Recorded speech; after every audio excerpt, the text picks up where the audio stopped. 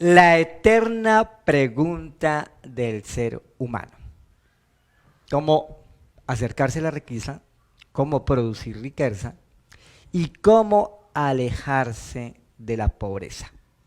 Ya sea pobreza física, emocional, mental, espiritual, social, económica o riqueza física, emocional, mental, espiritual, social y económica. Regularmente la pregunta está más dirigida hacia el escenario económico, hacia el escenario de las cifras, pero en realidad encaja el contexto del ser humano a nivel físico, emocional, mental, espiritual, social y económico. Bienvenidos y bienvenidas a este Facebook Live. Vamos a tocar este tema hoy. Les habla Pablo Torres, monje Shaolin.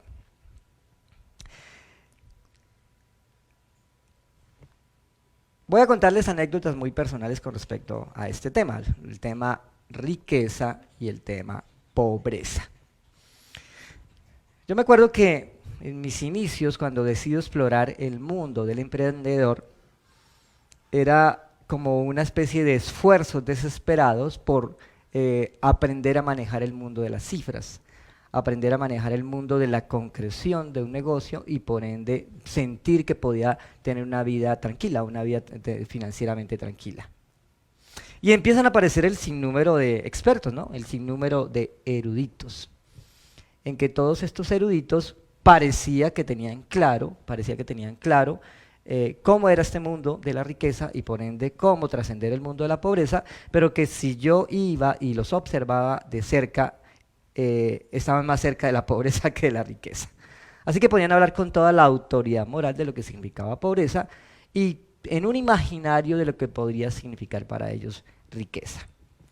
Yo me acuerdo tanto que yo siempre hablo de unos mentores, hablo de un mentor que se llama Alberto Betancourt, en que pudiera decirse que fue la primera persona a la que me pude acercar que era congruente con lo que comunicaba. O sea, ¿por qué? Porque él hablaba de algo que tenía en concreto, o sea, él podía hablar de cifras, él podía hablar de sus cuentas bancarias, él podía hablar de sus negocios, él podía hablar de sus propiedades. Y además una persona absolutamente sencilla, una persona completamente empática, una persona completamente, déjame entender qué es lo que me estás diciendo. Era una persona, o sigue siendo una persona absolutamente maravillosa y supongo que algún día él escuchará estos Facebook Live. Se llama Alberto Betancourt, fue la primera persona a la que yo escuché. Y lo más interesante es que a este tipo de personas que con solo poner el dedo crean una realidad económica, que es regularmente donde la gente dice se evidencia se evidencia la pobreza o la riqueza, no la evidencia en otro escenario, se acercan muchas personas sabias, ¿no? O sea, conocen cómo funciona el mundo de la riqueza. Me acuerdo que yo le llamo parásitos, o sea, los parásitos se acercan alrededor de esta persona que con solo poner un dedo crea cifras, crea posibilidades y entonces son todos unos eruditos. En ese momento histórico yo me acuerdo que estaba por todos lados entendiendo cómo funcionaba este escenario, pues porque por más que yo fuera bueno en mi producto, bueno como terapeuta, bueno, como profesional, mis cifras no fluían, o sea, me pagaban con aplausos y me pagaban con abracitos y bien, gracias, con eso era que me pagaban. Y lo más cercano que podía existir, había una persona muy cercana, que ella sí no la quiero referir, lo más cercano que ella podía hacer era, me pagaba con canje. Esa era su magia, o sea, pagarme con canje, o sea, nunca liberó un peso o un dólar, sino me pagaba con canje y al final ese canje salía como extraño, salía como raro porque yo no era lo suficientemente claro en ese movimiento de los canjes. Entonces había un personaje ahí que empezaba a hablar, ¿no? O sea, y yo soy un plomero del alma. Así se la pasa diciendo, soy un plomero del alma, un aparecido. Un aparecido me refiero, no tenía ningún criterio como psicólogo, como psiquiatra, como terapeuta, no tenía ningún tipo de formación. Y entonces se decía, el plomero del alma. Pero este plomero del alma era un parásito completo, ¿de quién? De Alberto Betancourt. Entonces Alberto Betancourt hablaba muchísimo sobre la economía más cero, la economía cero, y la economía menos cero, así hablaba, economía más cero y economía menos cero. Suena extraño el criterio, pero básicamente lo que eso significaba era, economía más cero era que estaba produciendo una serie de resultados económicos que tenían un superávit, la economía cero era que tanto lo que ganaba era exactamente con lo que gastaba, o sea, siempre estaba a ras, y la economía menos cero era que su economía estaba fundamentada en la deuda, o sea, siempre estaba debiendo. Entonces, obviamente, Alberto Betancourt decía, es importante la economía más cero. Y también hablaba de otro criterio que yo con frecuencia hablo, y cuál es su correcto económico. Él hablaba sobre la historia con el dinero y el correcto económico. Pero este parásito, el plomero del alma, que no quiero referir cuál es su nombre, él me entenderá cuando me escuche decir, el plomero del alma, que un día lo insulté. Le dije, no me insulte, o sea, no sea cínico con mi ignorancia económica. Él hablaba de la economía cero, y que la economía cero, y que la economía cero, y que lo ideal era que lo que entrara debía salir para no tener que estarse preocupando de nada, para estar libre de los egos, por estar libre de los apegos, por estar libre de las expectativas. Hasta que un día mi amiguito, el de la economía cero, entró en crisis, se enfermó, y al enfermarse, pues obviamente no pudo producir, y entró en quiebra, o sea, entró en menos cero. Y adivinen quién lo rescató, la persona economía más cero. ¿Por qué lo tenía Alberto Betancur a su alrededor? Ni idea, porque yo lo consideraba una persona charlatana, habladora y cínica. Cínica es porque si allá hay sentado un grupo de personas diciendo, oiga, yo tengo una situación económica, por favor, permítame comprender, permítame entender qué está ocurriendo con el mundo de las cifras, a ver cómo yo pongo en orden mis finanzas, porque eso me lo aprendí muy bien. Alberto Betancur insistía, Pablo Torres, entienda, no todo el mundo vino a ser millonario. ¿Por qué? Porque eso tiene un precio, tiene un costo. Pero lo que sí es cierto es que todo el mundo vino a tener en orden sus finanzas. Así que yo desde el principio compré la idea de tener en orden mis finanzas. Y obviamente entender el criterio de lo que significaba tener en orden mis finanzas. Entonces, esa fue la primera vez que yo me encontré con un charlatán, con un hablador, con un parásito, hablando sobre finanzas, sobre la riqueza. El plomero del alma, se me quedó grabado el tema. Y ahí en adelante me empecé a encontrar un sinnúmero de personas de cómo en sus imaginarios producían millones de millones, de los cuales no tenían ni un solo peso. Vuelve y juega, una vez en uno de los seminarios con Alberto Betancur aparece un académico, en que el académico era experto hablando fórmulas matemáticas, ingeniero financiero, o sea, una cantidad de cosas, y llega un momento que Alberto Betancur se queda muy tranquilo escuchándolo, unos 15 minutos hasta que le dice, oiga, muy buena su exposición, fascinante, que tenga claros sus criterios, pero yo solo quiero hacer una pregunta muy sencillita, por favor, como para neutralizar el tema. Dice, mire, dígame cuánto usted tiene en su banco, dígame cómo está su balance, porque de acuerdo a eso podremos definir si lo que usted me acaba de exponer va de la mano de sus resultados, porque yo le puedo decir cuánto tengo en mis bancos, yo le puedo hablar de mis finanzas, le puedo encontrar mi balance, y le aseguro que si su balance es igual o superior al mío, lo invito a que usted se pare aquí. Mientras tanto, lo invito a que por favor me escuche y entienda que esa exposición es una exposición magistral, pero no es más que eso, una exposición. Yo le llamo un speaker. Que son los speakers, personas expertas en hablar, en contar lo que leyeron en un libro, en hablar lo que le contaron a otros para parecer expertos. Eso es lo que significa eso. Y a eso se le termina conociendo como el síndrome del experto. Entonces, mis amigos y mis amigas, esto es un tema que cada rato yo lo veo, o sea, hasta qué punto lo que yo propongo como individuo, ya sea a nivel de producto o lo que yo propongo a nivel de marca, construye o destruye riqueza. ¿De dónde nace el concepto de construir riqueza o destruir riqueza? Nace de otro amigo, se llama Rafael López, ojalá me esté escuchando, Rafita, y Rafael López para ese momento histórico era el gerente comercial de Datacrédito. Los que están en Colombia saben qué significa Datacrédito, el gerente comercial de Datacrédito. Un frontal izquierdo contundente. Y él siempre me decía, Pablito, no seas tan romántico, Pablito, o sea, es muy interesante, pero eso es demasiado romántico. Y créanme que para ese momento histórico yo no lo entendía, lo entiendo ya a este momento histórico de mi vida. Y entonces él me decía, los inversionistas, Pablito, los inversionistas regularmente ponen su dinero donde ese dinero en la línea del tiempo, en una promesa X, vamos a suponer que en una utilidad promedio del 2%, del 1%, del 0.5% mensual, a 10 meses, a 6 meses, a un año, esto construirá. Entonces, como su riqueza, vamos a suponer que ponen $1.000.000, y cómo ese $1.000.000 está puesto a que produzca el 1 o el 0.5%, por lo tanto, multiplican al final del año y eso da el 12%.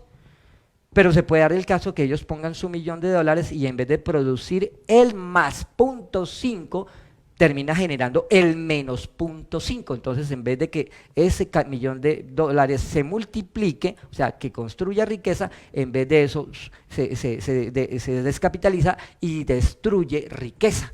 Y ahí fue cuando entendí por primera vez el concepto de construir riqueza o de destruir riqueza. ¿Hasta qué punto? Yo pongo una inversión y esa inversión hay una promesa en un tiempo X, en unos periodos, y tiene una rentabilidad X, y hasta qué punto esa rentabilidad se cumple o no se cumple.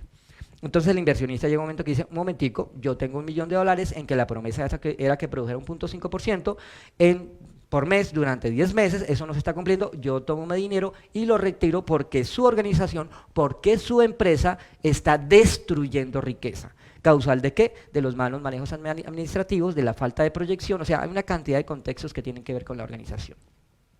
Así que es lo primero que cada persona tiene que preguntarse, si cada vez que pone su dinero en una operación, en una inversión, en una compra, ese dinero se multiplica, o sea, construye un proyecto, se llama emociones. Y todo el mundo entra en shock, porque lo primero que venden los charlatanes, lo primero que venden los speakers de la riqueza, los speakers del dinero, es pasión, y apasionate con tu proyecto, y ama tu proyecto. Y resulta que ese exceso de pasión es lo que hace que el individuo pierda objetividad. Y al perder objetividad entra en una serie de dinámicas que hacen que destruya riqueza. Y lo primero que estas dos personas que tenían mucho dinero, y lo tienen actualmente, decían, cuidado Pablito, deja de ser tan romántico, y el otro era, Pablito, recuérdalo, una persona que tienda a destruir riqueza, compra en una relación de 24-1, 24 de emotividad, 1 de lógica, 1 de razón. Y las personas que construyen riqueza compran en una relación de 1-24, 1 de emotividad, 24 de lógica. O sea, los dos insistían en 0, 0, 0 emociones, contrario a los speakers, a los charlatanes que les viven insistiendo a las personas que hablen de emociones y que vivan supremamente emocionados. Pero viene una pregunta importante, o sea, ¿qué hay detrás del criterio del criterio de emociones? Entonces, observen esto, por favor, esta primera presentación. En los inicios, la mayoría de las personas, o sea, pudiera decirse que un 70% de la población, viene de una población guerrera, de una población jornalera. O sea, yo vengo de una población guerrera, vengo de una mamá educadora, guerrera, trabajó juiciosa como educadora, finalmente tuvo su pensión, hizo una serie de ejercicios financieros que le permitieron tener sus propiedades, que le permiten administrar sus propiedades, ¿sí?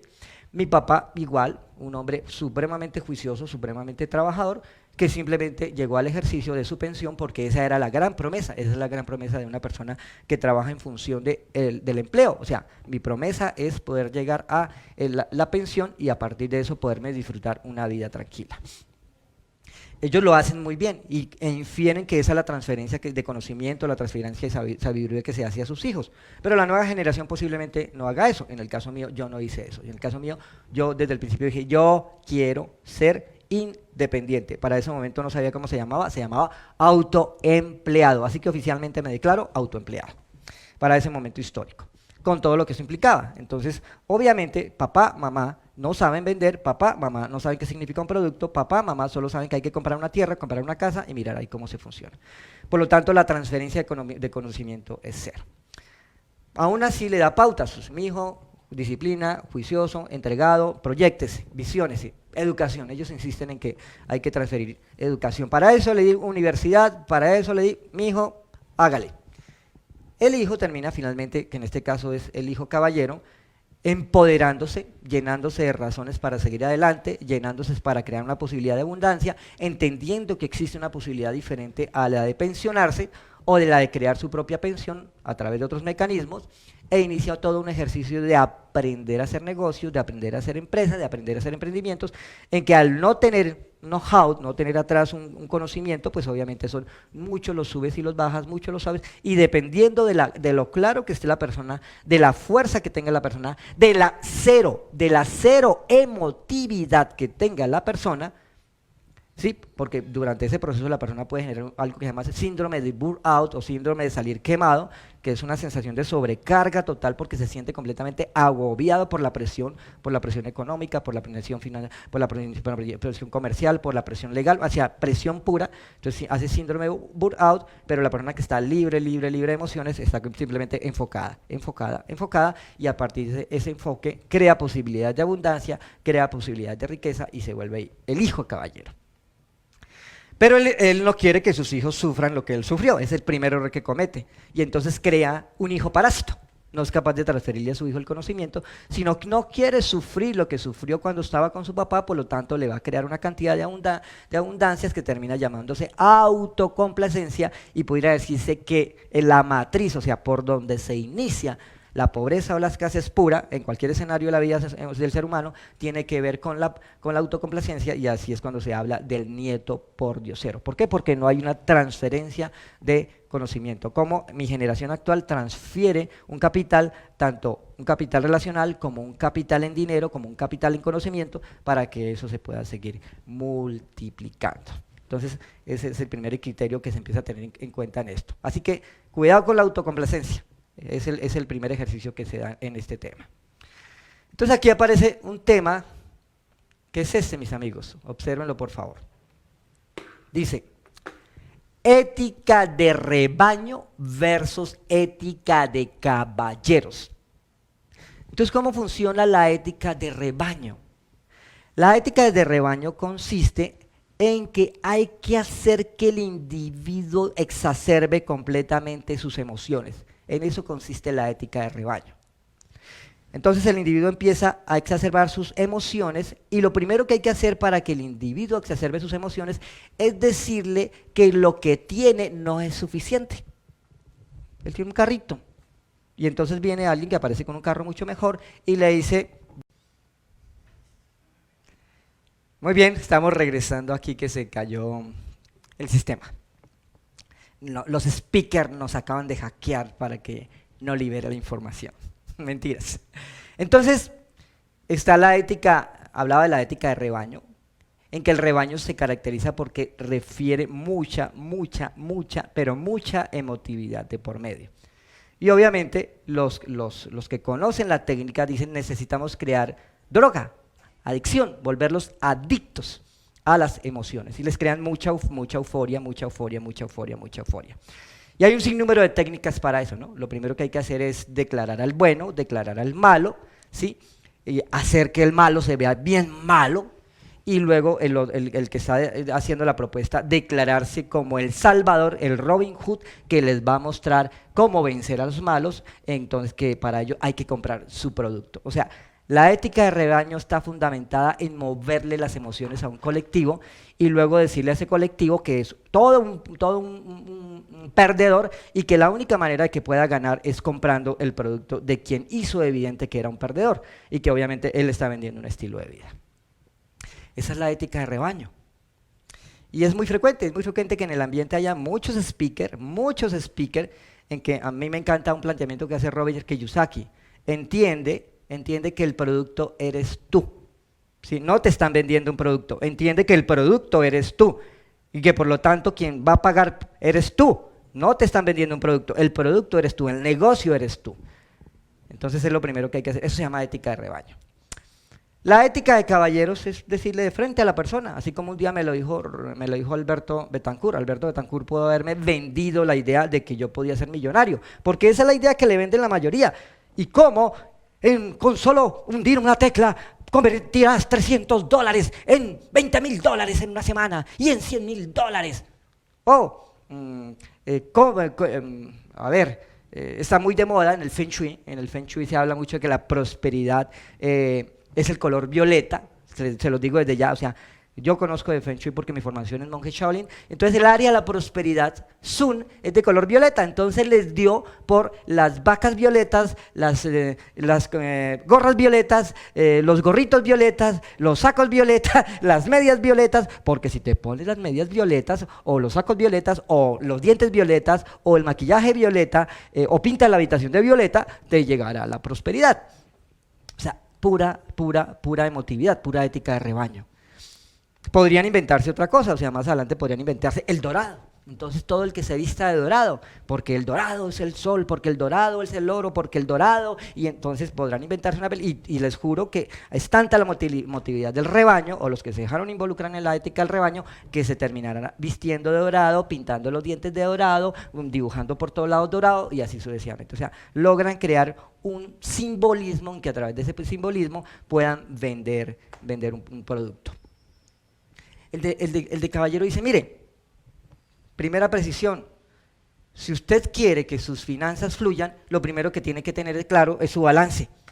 Déjeme ver su balance, déjeme ver cómo están sus entradas, déjeme ver cómo están sus salidas, déjeme ver cuánto está gastando usted, déjeme ver cómo está produciendo usted, déjeme qué margen de utilidad está produciendo, y así sucesivamente. O sea, es muy, muy, muy crudo.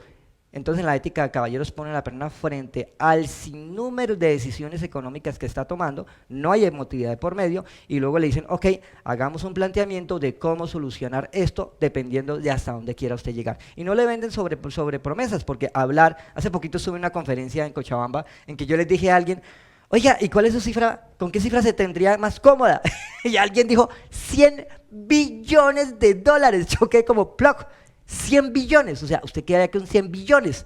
No, pues, y empezó a decir una cantidad de cosas producto de la ética de rebaño. Entonces, en el balance real, él dice, ok, estas son sus cifras actuales, ¿cuál es su proyección a $10.000 mensuales? ¿Cuál es su proyección a $20.000 mensuales? ¿Cuál es su proyección a $100.000 mensuales? Apliquemos la línea, apliquemos el efecto compuesto, o sea, estrategias de negociación, y hay todo un criterio, y de verdad hay que ponerse supremamente juicioso. O sea, la ética de caballeros es cruda, cruda, cruda, cruda, diciéndole al individuo, usted quiere resultados, estas son las estrategias, acción. Entonces, es la primera que hay clara. Entonces, mis amigos, pregúntense si a la persona que ustedes están escuchando o los libros que están leyendo, los están manejando con ética de rebaño, lo sabrán porque es emotividad pura de por medio, o los están poniendo frente a unas decisiones concretas de cómo están sus finanzas y qué van a hacer ustedes para sanear sus finanzas. La ética de caballeros nunca, nunca, nunca, nunca habla de millonarios, habla de poner en orden sus finanzas. ¿Y qué va a hacer para poner sus finanzas? La ética de caballero le dice, hablemos de su flujo de caja, no hablemos del mío, hablemos del suyo y cuál es su expectativa y cuál es su proyección. Es la precisión número 1. Aquí viene otro tema, que es este. Vuelve y juega. Le doy autoría, le doy copyright. En este caso, Alberto Betancourt. Al fue el que se lo aprendí, posiblemente otros autores después lo refirieron, posiblemente lo estudió, pero hablo de quien conozco, que maneja muchas cifras, y es todo un caballero, todo un señor. Es una persona supremamente integral. Y él decía algo súper importante, él decía, Pablito, recuerda siempre esto, me decía así, Pablito, siempre recuerda esto, la ganancia no está en la venta, nunca. O sea, no creas que ganas cuando vendes, olvídate de eso. La ganancia está en la compra. Y yo como que solo me enfocaba en, voy a vender mi seminario, voy a vender mi técnica, voy a vender mi práctica, voy a vender. Y me decía, no, tienes que centrar tu energía en la compra. Y entonces me decía, te voy a poner un ejemplo sencillo, hablemos de bienes raíces. Vamos a suponer que vas a comprar un inmueble, en que ese inmueble lo compras en $100.000. Tienes que preguntarte si en un futuro ese inmueble se va a devaluar, o sea, esos $100.000 que invertiste, en un futuro, 2, 3, 4, 5, 6 meses puede pasar a $90.000, $70.000, $80.000, o si en un futuro ese inmueble se va a valorizar. Entonces el inmueble podría pasar a $120.000, $130.000, $140.000. Y me decía, pero el criterio de poder determinar si el mueble se va a valorizar o se va a devaluar depende de evaluar la legalidad del entorno, depende de las proyecciones, depende de una cantidad de factores en que en un futuro, cuando vayas a vender tu inmueble, si lo compraste en el precio apropiado y lo vas a vender, lo más posible es que le ganes. Así que la ganancia se dio en el momento que lo compraste, no en el momento que lo vas a vender. O sea, si lo compraste en 100.000 y lo puedes vender en 110.000, le ganaste el 10%, lo puedes vender en 120.000, le ganaste el 10%. Y entonces aquí es cuando aparece de nuevo la ética de rebaño. La ética de rebaño es que, ¿qué hacen? El que está vendiendo estilo de vida, ¿sí?, viene y te vende un producto, lo que sea, un carro, un inmueble, un seminario, lo que sea, y él sabe que ese producto te lo está vendiendo a un punto de inflexión en que no se podrá valorizar. Vamos a suponer que inicialmente él te lo está vendiendo en $150.000, pero que si tú observas el entorno, el promedio de las casas, el promedio de los inmuebles está en el orden de los 110.000, 120.000 y te lo está vendiendo en 150.000. Por lo tanto, la probabilidad de que le puedas vender en 160.000, 170.000, incluso en los mismos 150.000 es cero. Pero como tú estás comprando un estilo de vida, estás comprando una emoción, estás comprando un imaginario, tú te vas así en automático, ¿sí? Como un borreguito, sí, véndamelo en $150.000 y jamás dices, déjeme ver el criterio de venta, déjeme ver el criterio de venta, de compra, déjeme ver la proyección, déjeme ver, y no revisa el entorno. Una vez mi señora, entrenando a mis hijas para comprar ventas, porque esa no es mi habilidad, esa es la habilidad de mi señora, estaban vendiendo en Bogotá una casa bella, bella, bella, la casa era hermosa, y de pronto, ¿en cuánto la están vendiendo? La están vendiendo en $100.000. Y entonces mis hijas se quedaron mirando la casa y dijeron, no, yo no la compraría. Mis hijas, una niña de 15 añitos y 13 añitos, dos niñas, no, yo no la compraría. Y yo volteé a mirar, ¿y por qué no compraría la casa? Yo sí la hubiera comprado. Yo sí la hubiera comprado. Entonces me dicen, porque esa casa ya es invendible. Y le digo, ¿y por cuál razón esa casa es invendible? Y dijeron, mire, yo tengo una amiga que la casa de ella está más o menos en $110.000. Yo tengo otra amiga que la casa de ella más o menos está en $100.000. Y así, yo tengo varias amigas de este sector en que las casas ya llegaron a su precio máximo, a su precio límite. Por lo tanto, si yo voy a vender esa casa, si voy a comprar esa casa, la tengo que comprar para vivir. Pero si la voy a comprar para vender, es imposible que la pueda vender porque le voy a perder dinero. Y vivir aquí no me interesa, ¿por qué? Porque es un estrato 5 que me implica, y empezaron a hacer una cantidad de cuentas que al final era una pérdida absoluta invertir $100.000 en esa casa. Yo quedé ¡ploc! O sea, ¿cómo que un par de jovencitas, una de 17, una de 15 años y una de 2 años tenían un criterio para comprar un inmueble? ¿Quién le había enseñado eso? Mi señora. Luego estábamos en otro apartamento y quedaron mirando, el apartamento parecía comprable. Y vuelve y juega, ¿no? Yo no compraría este apartamento y parecía comprable.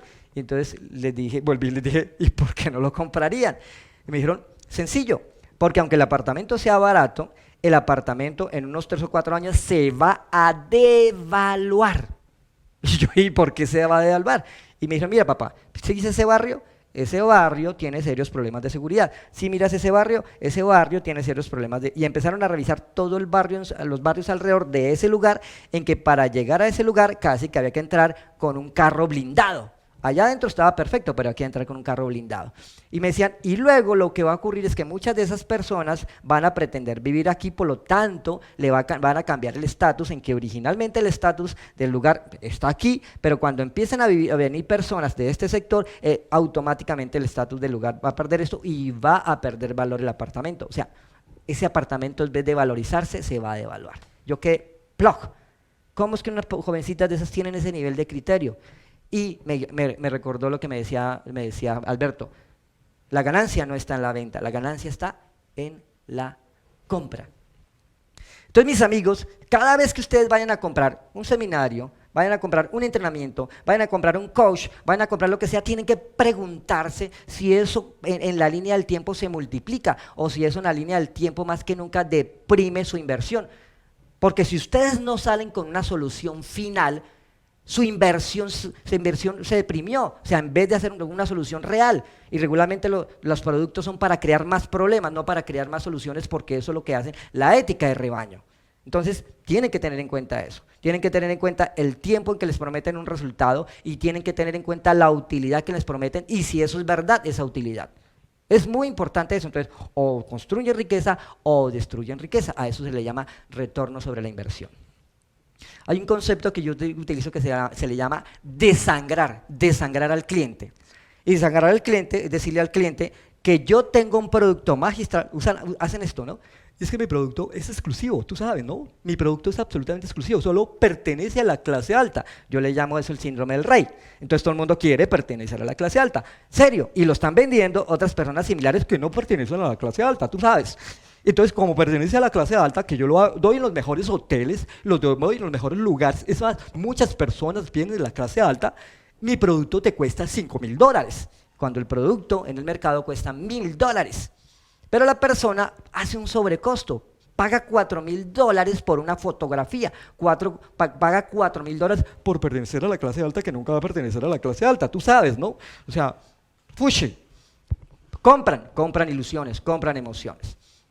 Entonces eso se llama, yo le llamo a eso quemar al cliente. Quemar al cliente es de un solo movimiento, desangrarlo económicamente, no darle la oportunidad de volver a manejar el proceso para que siga creciendo en el proceso, sino usted se quemó y quién sigue, usted se quemó y quién sigue, usted se quemó y quién sigue.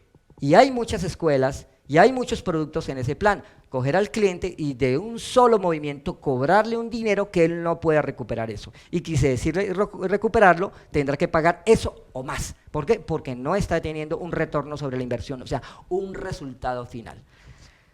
¿Yo cómo lo solucioné? Cuando yo empecé a manejar mi propuesta, ¿yo qué hacía? Yo le decía a la persona, usted estará conmigo 9 meses. Yo le decía a la persona desde el principio, usted estará conmigo 9 meses.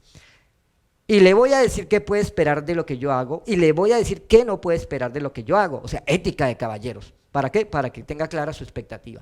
Y en esos 9 meses usted pagará este precio, este precio, este precio, este precio, este precio, y en los 9 meses iba pagando por etapas para que en los 9 meses ella pudiera crecer y tener un resultado consistente. La mayoría de las personas que les venden a ustedes un producto no son capaces de hacerle seguimiento, no son capaces de decirle, déjeme ver si está utilizando mi producto. ¿Por qué? Porque un producto tiene 2 fases. La fase número 1, la fase en que el cliente compra el producto, y la fase número 2, en la que el cliente usa el producto. La mayoría de los speakers, habladores que utilizan ética de rebaño, nunca le hacen seguimiento a su gente, nunca revisan si están poniendo en práctica su promesa para ver cómo la persona tiene un retorno sobre la inversión. O sea, ella puso una plata ahí, ¿hasta qué punto ella puede recuperar su dinero? Miren, mis amigos, ¿cuánto cuesta un semestre de universidad?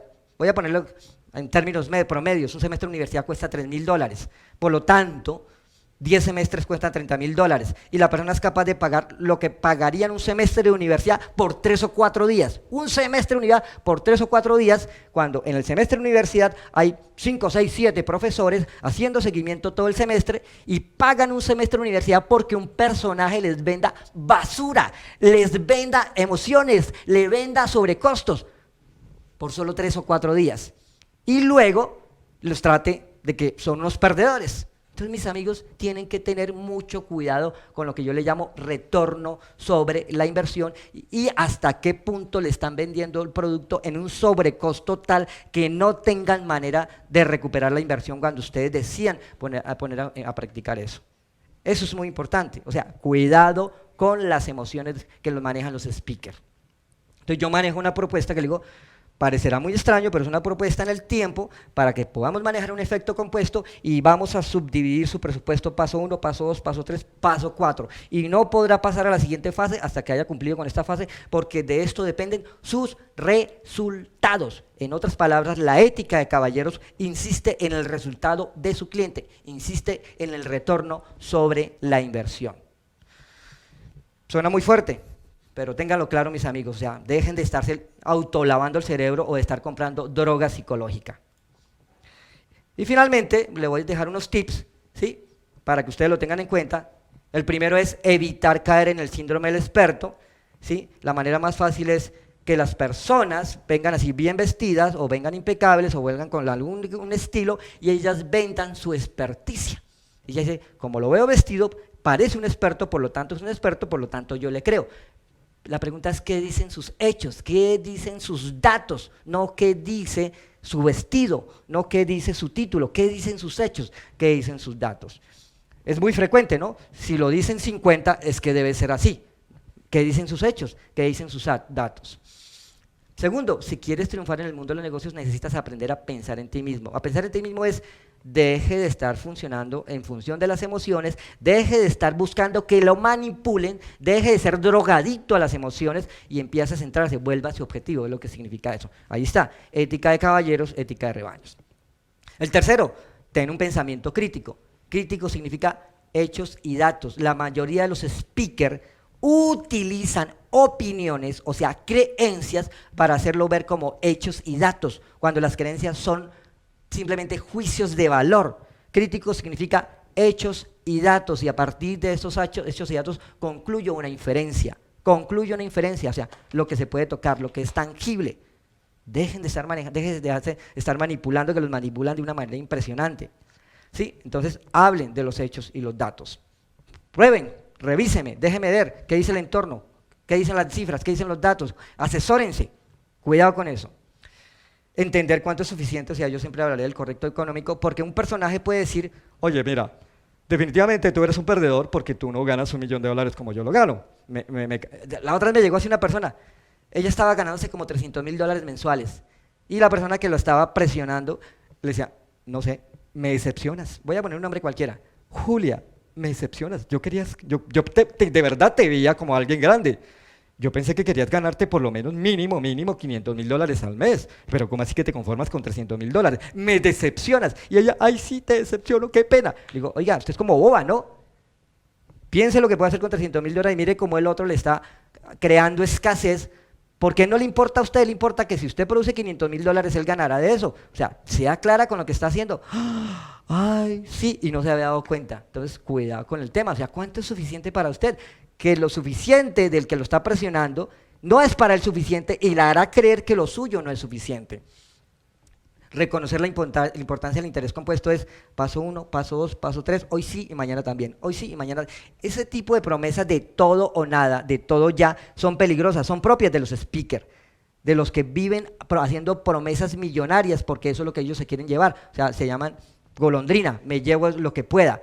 Hubo un tiempo que, por ejemplo, un personaje que leía de la astrología, que leía los signos, que leía, aquí en Colombia se echó 3.000 millones de pesos en esa época, $1.000.000 en menos de 3 meses. O sea, vino, vació, cogió al rebaño, le hizo así, o sea, con un espejito y se llevó $1.000.000 de la nada, de la nada. Y ya, todo el mundo quedó, ay sí, me habló, ay sí, me miró, ay sí. ¿Y cuál es su resultado final? Ay, no sé, pero me siento muy feliz. Entonces, paso 1, 2, 3, 4, interés compuesto, efecto compuesto. Y finalmente, reconocer que es importante que si yo voy a invertir en dinero, si voy a invertir un tiempo, si voy a invertir un conocimiento, eso tenga un retorno sobre la inversión. Cuidado con ese tema, mis amigos. Entonces, próximamente estaré hablando sobre un tema que se llama Conscientemente Exitoso, será ese entrenamiento, es un entrenamiento que va a durar 3 días, estaré hablando así de crudo como lo estoy haciendo en este instante, será en octubre del 2019, así que mi invitación es que le presten atención a ese ejercicio y si no, simplemente den por bien recibido lo que se manejó en esto. Miren mis amigos, cuidado, ¿cuál es su correcto económico? ¿Cuál es su objetividad? ¿Cuál es su retorno sobre la inversión? Recuérdenlo. Y en eso está el secreto. Hasta una próxima oportunidad.